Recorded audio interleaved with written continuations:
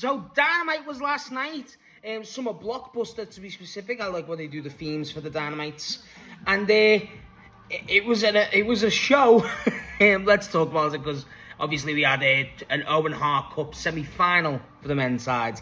And obviously a few more developments for the women. Let's talk about it. So the show actually opened up with Tommaso Ciampa promo, town hall promo, where he continues to call out Jericho, and Jericho finally answers the call. It's Shivani in there, and he says, I need you to tell everyone that I'm better than Jericho. Shivani tries to stand up, and then fucking Ciampa threatens to break his back.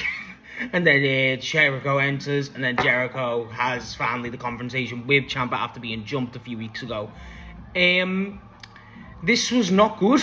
This was not good. This was... Jericho's so weird, because Jericho's original, like when he returned, was great. The match was fun. No one expected it to be that good, and obviously it's against Ricochet, so that probably helps. But this was kind of a reason why he didn't. I was watching it and I was genuinely thinking, this feels very WWE. Why are we doing this? Like, in the sense of, not a problem with that, admittedly, but more in the sense of, like, why did you stay if you didn't want, you know what I mean? If this is the shit you want to do, go. And I just don't think Ciampa should be dragged down with this either, admittedly, I don't. So, I didn't like it. It was just dumb shit, like, I don't think, like, they're trying to make the whole point of the feud, no, I think you don't like it because you're not Jericho. It's like, what? Then they start brawling. It was just like, honestly, I just didn't enjoy it. And he's still doing the whole stuttering where he's going bald. You know, stuff like that. It's like, oh, bro, I just didn't like it. I did not like it at all. And it's a shame, because I think Jericho is capable of so much more, but this was just an example of just to go, why? Why are we still doing this shit? You know what I mean? Like, I was optimistic with Jericho's return. Now it just feels like it was the right call. But again, it might be a bit too soon to say. I might just be a bit overreactionary. But honestly, I just hope this improves, because I think Ciampa deserves the improvement. I love Ciampa, so I don't want it to be dragged down by a substandard storyline with this shit. So it's good that we finally got some response from Jericho, thank God, because it's been weeks. But yeah, I just didn't think it was good, admittedly. I don't like saying that straight up, but I just didn't. I did not like this. After this, we actually get backstage where it's Don walking through with Kevin, and then Andrade shows up, and basically Don's really enamored by his shiny new toy, Kevin Knight. Oh, it's the Jet 2 belts! And so when he's taking him through, he goes through, and Kevin Knight's like, look, I want my world title shot on that. And Andrade's like, what the fuck? As he should be like, what the hell, where's mine? And Don goes to him, you have my word, you'll get a title shot. And Andrade's like, how you know? Like, he genuinely does not believe in it. So they're clearly setting up the tension. Obviously, Andrade does have a match later tonight, but that is something they are setting up, the tension between Andrade and Kevin Knight. And honestly, I think that's a good call. After this, we actually get our first match of the night. We get our AEW Continental Champion, Jon Moxley, in his hometown of Cincinnati this week, against Shane Taylor of Shane Taylor Promotions. This match was fun. This match was very fun. It was in-ring, bell to bell. I don't know if it was my match of the night. It's kind of hard to say. We'll get more into that. I think this match was really... You're not going to get a bad match from Jon Moxley. Jesus, no. But, like, the guy just the striking. Shane Taylor's strikes here look great. Shane Taylor looks strong. He actually puts Moxley through the table, which is pretty fucking cool. The main stuff to talk about is after the match. But I like how they've presented Moxley and Shane Taylor during this feud. I really have. I've really enjoyed it. Only it's been a few weeks build, but honestly, I've just enjoyed that.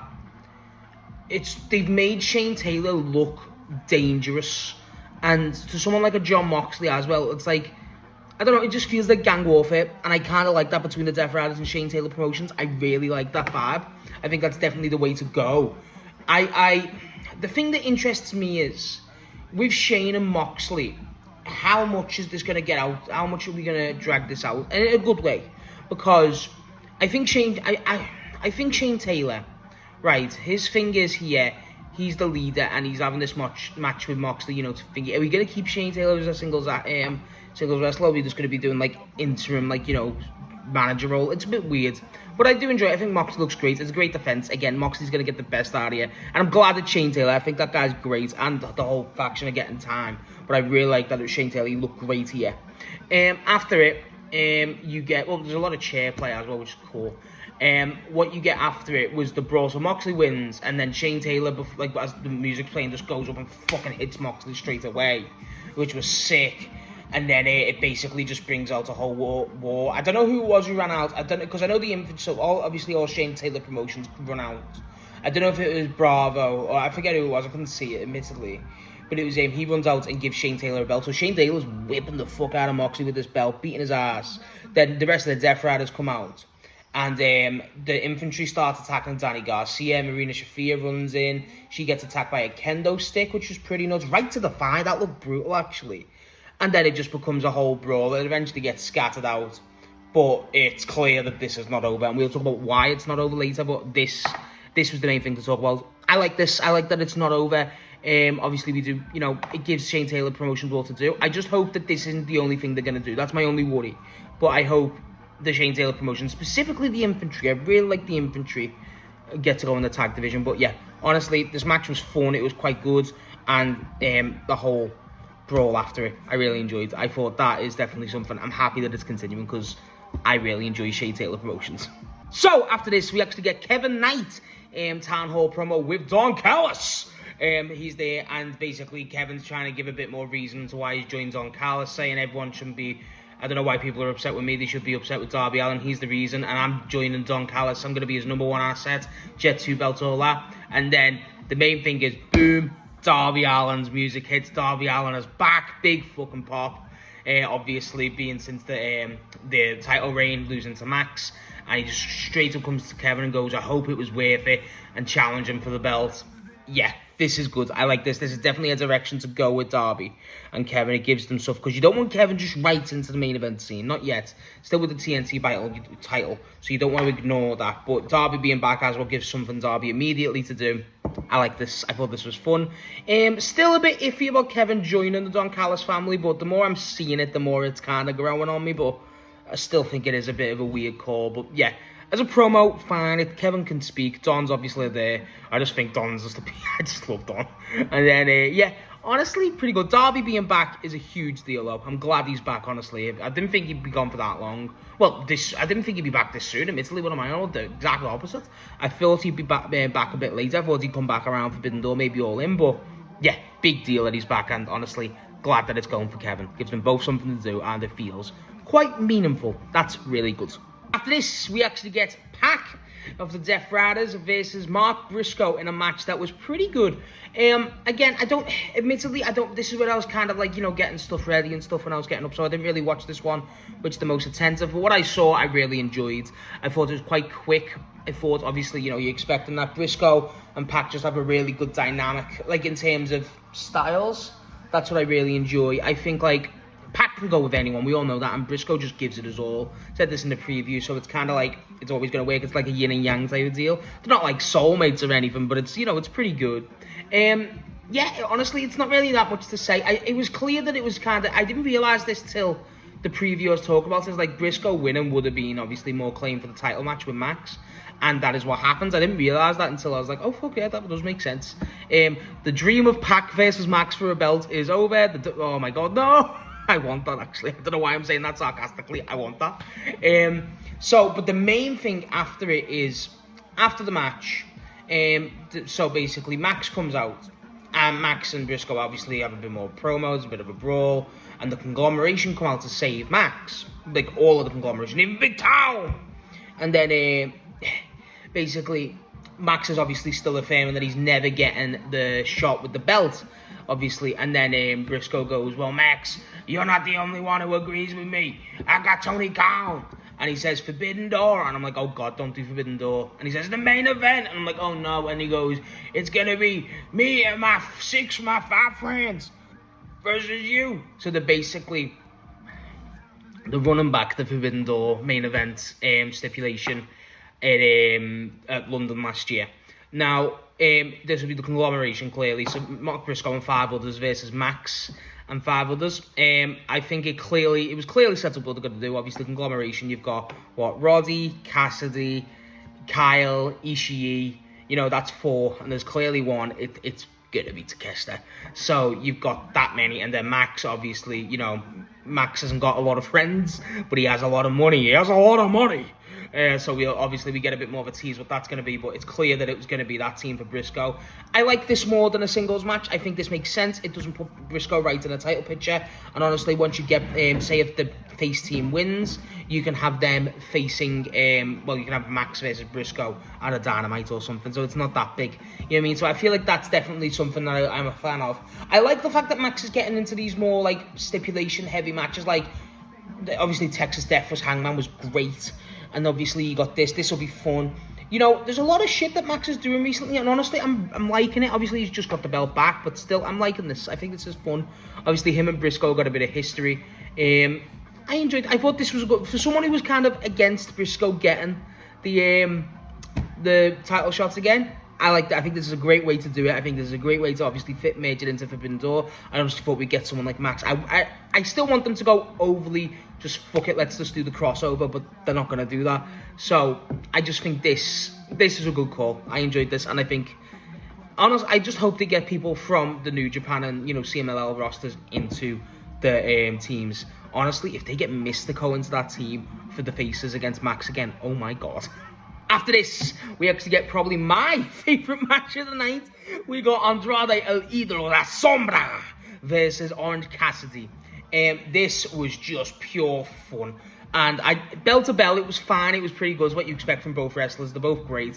But the amount of comedy spots you get in here is just so good, and just shows how good Andrade is.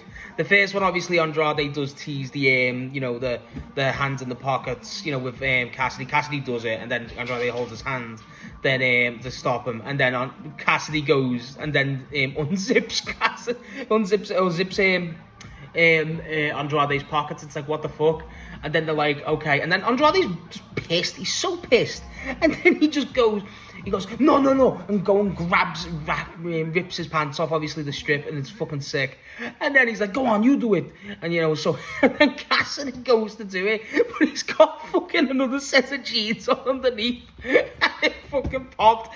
Everyone was fucking losing their mind. Holy shit. It's fucking frost. It's the most Cassidy thing ever. I really loved that. I thought it was funny. Obviously, then they continue hands in the pocket stuff with Cassidy.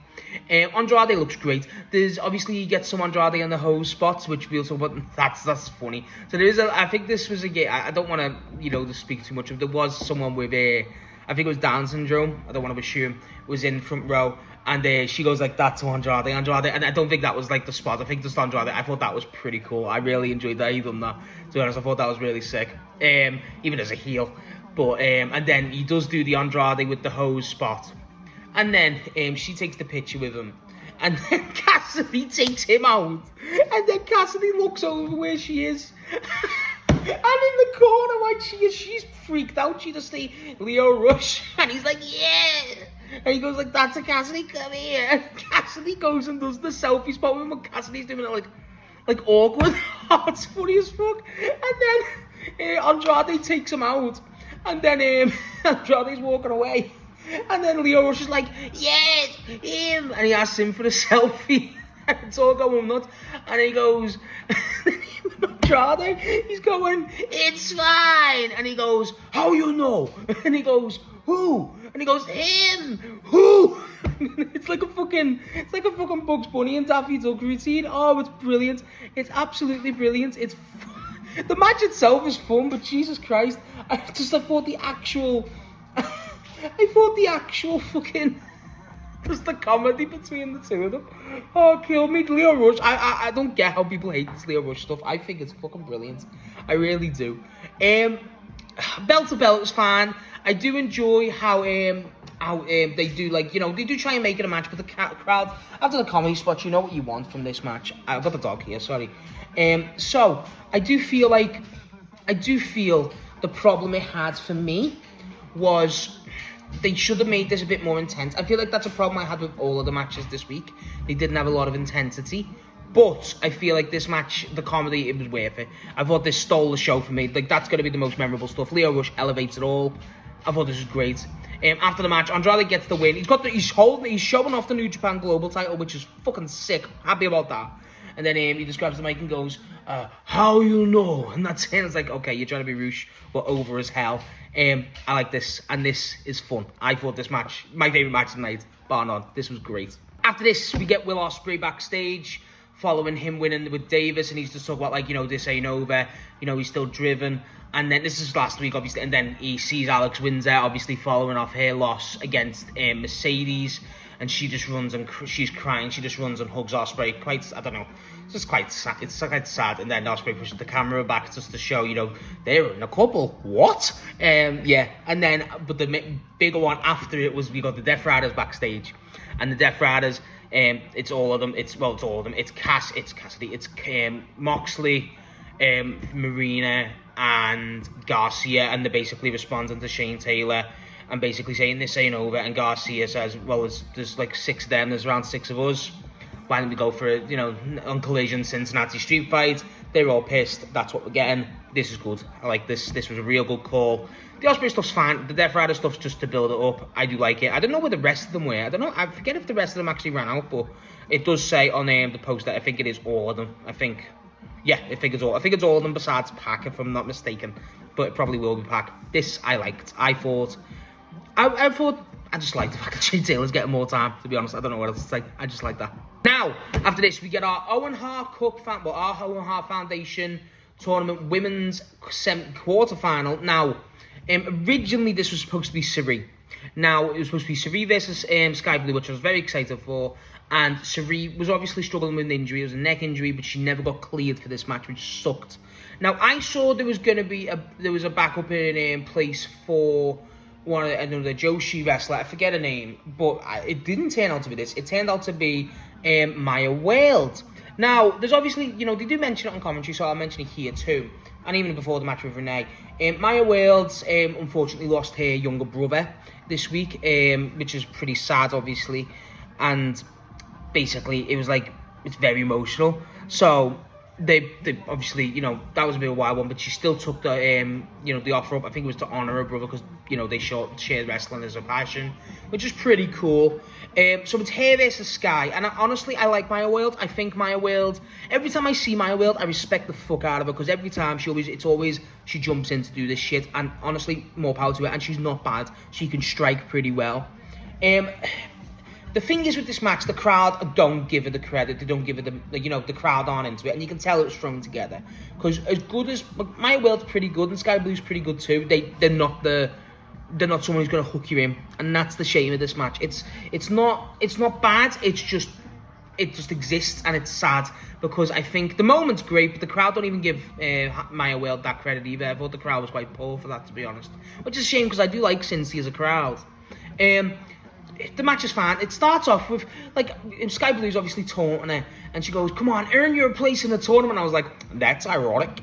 And basically, she gets a weird pin, Maya World, too. It's quite a weird pin. It's a lot of it kind of just exists. It didn't need to be as long as it was, like a 15-minute match, which I'm glad it was, but it just didn't, it felt like it was just there. It felt very, put in. I'm glad, Maya World, again, I'm very glad she got that win. I'm beyond thrilled for she does get the win via like a roll up. It was a weird pin, I forget how exactly it was, but I thought this was really good. I was really happy for her, and obviously she goes on to face Athena, which fucking huge deal for her. I'm so happy for her for that. I'm not going to sit here and say it shouldn't have been Maya World. I don't, because again, the moment is great for her when you know the context and stuff. And even if you don't, she's a good wrestler. The amount of shit she does, she deserves that moment. But I feel like with this, it does suffer from it. Like Cirie would have been able to handle this match perfectly. You could have done any other of the Joshis. You could have done one of the women. You could have put She there in. I know you got the TBS stuff. But you could have put someone else in this, a bit more of a bigger deal. Not a bigger deal in terms of like notoriety, but I mean more of a ring. Someone who's got a bit more experience. Someone's a bit more at a higher level, essentially. I feel like that's the problem. But as a moment, it's fine. I feel like I don't want to criticize that, because it's clearly made for the moment, and I'm honestly all for it. I just feel like as a match, bell to bell, it had to be said. But as a moment, really happy for Maya World. Where the fuck's Hyan? I thought she would have celebrated with it, but she doesn't. That's kind of shit. But yeah, honestly, I'm really happy for her. Her versus Athena, I wonder what way that's going to go. But I'm happy that it was Maya Wales. I think she honestly has deserved that for a while. Really happy for her. And obviously, shit circumstances, but I'm happy. And I hope we do get to see Siri, actually. I hope we get to see Siri after this, because I like Siri a lot. Now, after this, we get a vignette of Zack Sabre Jr. calling out, obviously, Forbidden Door. You all get to be graced with my my appearance. Obviously, he's had Brian, he's had Nigel last year, which was excellent. No one talks about that match. And this year, he's calling out Kenny Omega, who, to my surprise, has never faced. That's insane. How has he never... he hasn't faced in years or whatever. And they confirmed that Kenny will be facing Zack Sabre Jr. at Forbidden Door. What the fuck? What the fuck? That's incredible. Oh my god. That's it. And it gives Kenny something to fucking do. Jesus Christ. I'm ridiculously happy about this. I think this is excellent. Zack Sabre Jr. matches on Forbidden Door is kind of is a mainstay. Because Zack Sabre Jr. is that good. But overall, I'm happy about this. I thought this was really fucking good. A good way to announce it. They do announce that Kenny will be on Collision to further. He's facing one of Sabre's stablemates. I don't know what Sabre's stable is. It's still the TMDK. I forget. I don't know what it's called. It's like Young Punks, is it? Because bro, if you still got that fucking Young Punks theme, that sucks. But yeah, Sabre Jr. getting his match announced. That was cool. Him versus Kenny fucking rules. I cannot believe how happy I am for that. That is excellent. After this, we actually get MJF backstage with the Don Callis family, obviously, and he goes up and he goes, and Kyle, when he walks in, Kyle Fletcher immediately goes to him and he goes, "Hey Kyle, looking great as always, I just need to speak to your boss, bud." And then he goes, speaks to Don, he goes, "I don't know if you've seen it," goes, "Who the hell watches Mark Briscoe matches?" And he goes, "Look Don, I need 5 people, so I need you to help me out here." And then he goes, Don just goes, with the fucking whole family behind him, by the way, and he goes, "What do you think I am, some kind of pimp?" And it's like, yes, it's the way he said it. And then Don's rambling like, what the fuck and all that. And then Max just goes out and gets this case full of money. I goes, "That's a lot of money." So and then he just says, "You want just 5 of my guys?" And he goes, yeah, just 5? Yeah. So then he goes, "Okay, I just need to pick 5 of you, the best." And which, bear in mind, during this entire interaction, Andrade's sitting there like, what the fuck's going on? He's the only one who's sane. And then, so this is what I did not like this. After this, Kevin Knight walks up and goes, "Hey there, Max, you want the best? Well, the Jet's right here, why don't you take me, but I'll help you if I get a shot with that belt." And it's like, well, that just makes you look like a bitch. What the fuck? Why are you eager to help Max? Like, at least Kyle Fletcher's not going to be eager to help Max, but it's a business thing. Andrade the same. Why? It just makes him look like a bitch, to be honest. And then Max just goes, "Look, Kevin, I'm not going to lie." He goes, Mr. talks about himself in the third person. He goes, "You are one of the top guys I was going to pick, but I'll give you the title, but I'll give you a title shot, but I'll let you know this will be the last shot you get against me." And he's like, "Okay." So, Kevin Knight going to be one. It's probably going to be Fletcher because Takeshita's going to be involved. Okada probably 2. Andrade. If it's Andrade, that'll be weird, but I'll fucking love that. I don't think it should be Andrade, but that'd be cool if that was the way they set up Max and Andrade. Holy fuck. Kevin Knight, and then probably someone else. Give me El Clon, baby. Give me El Clon. I love El Clon. Probably Rocky. I wouldn't be against it being Rocky, but yeah. Honestly, I like this promo. After it, everyone walks off. Don's really happy, and Andrade just puts his hand on his shoulder, drags him back, and goes, "What about my title shot?" Obviously talking about Kevin. He goes, "Andrade, you have my word. Everyone wants a shot, but you have my word." And then he walks off, and he's just like looking at him. And Shafani on commentary comes to the ring, and Shafani just goes, he's lying to him. He's fucking pissed. Oh my god, this was great. It was obviously going to be Don Callis family, obviously, and it's probably going to be Fletcher because Takeshita and Okada too. But Max and the Don Callis family as well. Not in it, but when he teams up with them, I always enjoy. So, and it's good wrestlers. Get them on the card. I'm happy about this. Felt necessary, but I'm happy. After this, we actually got our main event, which was Swerve Strickland versus Brody King for the AEW Owen Hart Foundation men's semi-final. The winner of this goes to face Will Ospreay. This match was fine. It was fine. I do feel like it lacked the intensity. I feel like it has a great spot with the blood for Brody, and I thought that was fine. But I think overall, it just needed that extra oomph. It didn't feel like that for me, and not a bad match, but I think it's a problem with how Swerve's being presented, admittedly. I've got a video which I've recorded like this week early, so I'm going to put that out later today probably. I do think this match, it starts off and Nana's clearly trying to get involved and like Brody's pushing him, so like that's clearly a thing. But then obviously Nana's no physical threat, but he's just trying to get involved. Swerve, a lot of chair spots, a lot of kill shots, which is cool. The match doesn't really pick up till the last few, where the last few is when so Swerve and Brody, a lot of power bombs, a lot of kill shots, stomps, shit like that. And there's a point where Brody's got Swerve basically fucked, and Swerve goes to Aubrey, and then Nana's trying to distract Brody, and Brody chokes out Nana, well, only for a second, and throws Nana away. And then Swerve's unbuckling the turnbuckle and fucking trips Brody. Brody goes fuck off, flying into the top turnbuckle. It's got unreleased buckle, and the blood he gets is phenomenal. It's so good. It's a lot of blood, but he's basically out on his feet. He's fucked. And then Swerve does this kill shot off the top. Off the I forget what it's his house call, isn't it? Where he just the Who's house and then hits him, and Brody just Brody basically no-sells it, and it's like, what the fuck? But it's like, zombies bad state, and he gets a kick out. That was brilliant. What I didn't like is, so after that kick out, I thought, okay, this is where the match should kick on. This is what the match needed. It felt like we got a bit of a slow build to that, but once it got to that, it felt like, okay, this is what we needed. Then Swerve pushes Brody to the ropes. Brody does, the run, but Nana hits him with the crown. When he does that, Swerve basically gets the pin. I didn't like that. I think Nana helping Swerve get the pin's fine. I think Swerve, if you're going to really go through this, new heel, return to action for heel Swerve. Again, Swerve Strickland is a bastard for what he does. I think Swerve should be brutalising Brody. I think they should have incorporated the chain. Obviously, the blood makes it look worse than what it was. As a match, it was good. I'm not going to sit here and say it was a bad match. I just don't feel it was... what's the term? I don't want to say the levels, but you know what I mean, like the risk thing, that's high, and I don't feel like not stakes, you know what I mean, like that's, I'm forgetting the word, that's like there, and the match doesn't feel like that. It feels like a fun match. Again, the problem is, and I'll mention this more in my video about Swerve, I'm building this up like it's a great video, but I've just recorded it days ago. It was just, Swerve this match feels like a here damn. That we just need to get it done so we can get Swerve and Ospreay, and I don't like that, because I think you could have they're trying to build Swerve and Brody as a bit of a rivalry, and this match needed to have a bit more to kind of elevate that as a rivalry, but they don't elevate ironic.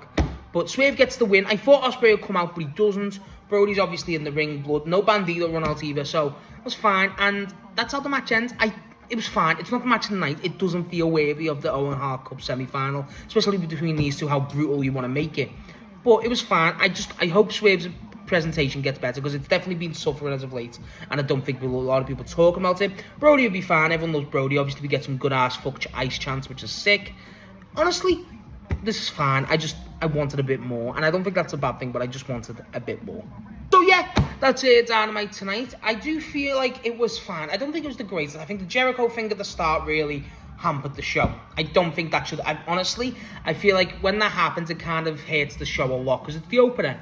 The crowd was fine. I do like a Cincy crowd. I just don't think they really helped in. That Maya Whale match, I don't think they helped. The problems are with this card is the Jericho stuff's bad.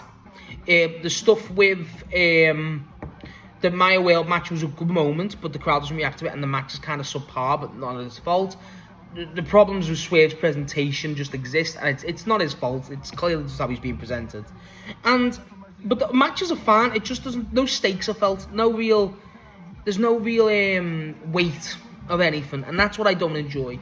I think the Shane Taylor promotion thing was great, because that elevates Shane, and obviously the Andrade and Cassidy stuff kills me. It feels very developmental. You know what, it felt like a Collision, and I mean that in a good way. I like Collision. I've enjoyed Collision more than Dynamite most some weeks, and I feel like this felt like a Collision, and it didn't need to. I feel like the Swerve match is just presented wrong, but belt to belt, matches are always going to be good. I just feel like it missed that small thing, and I feel like it does kind of need to get that back. But Swerve versus Ospreay, Kenny versus Sabre Jr. is fucking sick, by the way. Forbidden Doors being set up, and obviously the Max versus Briscoe stuff. it's getting set up, and that's what I liked. We didn't get a Teckle promo, which sucked. We get like a tiny one when Skye Blue's making a promo. I feel like that was necessary. No tag team division news. I know we got the Bucks versus the Dogs next week on Saturday, so that'll make sense. But yeah, fine Dynamite. Not incredible, just a lot of not a lot of flaws, but like the flaws are there, and that's sad to say because I love Dynamite, but I do feel like it was a fine match. The matches were good, but the stuff that they had included was definitely some things. So yeah, that's my thoughts on AEW Dynamite this week. Let me know what you thought of the show. I'm sorry if this one felt like a bit brief.